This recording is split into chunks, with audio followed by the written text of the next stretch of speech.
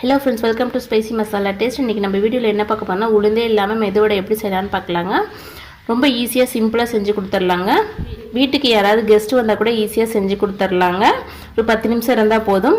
அது கூட tea coffee கொடுத்தோன்னா அவங்களும் சூப்பராக சாப்பிட்டுட்டு நல்லா ஃபில்லிங்காக போவாங்க. இது எப்படி செய்யலான்னு பார்க்கலாம் வாங்க. பவுல் எடுத்துருக்கேங்க. 1 கப் அளவுக்கு ஆனியன் எடுத்து வச்சுருக்கேன், அதை சேர்த்துக்கலாங்க. முதல்லையே ஆனியனை நல்லா கை வச்சு பிசைஞ்சு விட்டுக்கோங்க. இந்த மாதிரி தனித்தனியாக வர மாதிரி. கொஞ்சமாக கருவேப்பில் மல்லித்தலை கட் பண்ணி வச்சுருக்கீங்க, அதை சேர்த்துக்கலாம். காரத்துக்கு 2 பச்சை மிளகாய் எடுத்து கட் பண்ணி வச்சுருக்கீங்க, அதையும் சேர்த்துக்கலாம். 1/2 கப் அளவுக்கு மைதா எடுத்துருக்கீங்க, அதை சேர்த்துக்கலாம். அதுக்கு முதல்ல கோதுமை மாவு கூட சேர்த்துக்கலாங்க. ஆனால் கடையில் மைதா சேர்த்து செய்வாங்க, அதனால் நான் மைதா எடுத்திருக்கேன். ஒரு சிட்டிக்கு அளவுக்கு சோடா உப்பு சேர்த்துக்கலாங்க, நல்லா சாஃப்டாக கிடைக்கும்.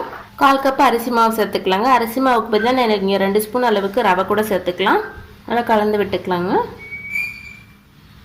கொஞ்சமாக தண்ணி சேர்த்து பசஞ்சு எடுத்துக்கலாம். மாவு ரொம்ப லூஸாக இருக்கக்கூடாதுங்க. நம்ம உளுந்த வடையெல்லாம் செய்வோம் இல்லைங்களா, அந்த பதத்துக்கு இருக்கணும். இங்கே பாருங்கள், மாவு இந்த பதத்துக்கு பசஞ்சு எடுத்தாச்சுங்க. நம்ம மெதுவடை மாதிரி கூட போட்டுக்கலாங்க. அப்படி இல்லைன்னா நம்ம போண்டா மாதிரி கூட போட்டுக்கலாம். இது நம்மளுடைய விருப்பம் தாங்க. இப்போ இது ஒரு பக்கம் இருக்கட்டும். அடுப்பை வச்சு ஒரு கடாய் வச்சு எண்ணெய் ஊற்றிக்கோங்க. எண்ணெய் சூடாகிடுச்சு. மெதுவடை மாதிரி தட்டி போட்டுக்கலாங்க. கடாயில் எத்தனை போட முடியுமோ அத்தனை போட்டுக்கோங்க. அடுப்பு மீடியமாக வச்சு வேக வச்சு எடுத்துக்கலாங்க. 1 சைடு வெந்து வந்துடுச்சுங்க, திருப்பி விட்டுக்கலாம். இதே மாதிரி 2 பக்கமும் திருப்பி விட்டு நல்லா வேக வச்சு எடுத்துக்கலாங்க. இங்கே பாருங்க, 2 பக்கமும் சூப்பராக வெந்து வந்துடுச்சு. இப்போ எடுத்துடலாங்க. இங்கே பாருங்கள் எவ்வளோ சூப்பராக வந்திருக்குதுன்னா, இதே மாதிரி மீதி இருக்கிறதையும் போட்டு எடுத்துக்கலாங்க.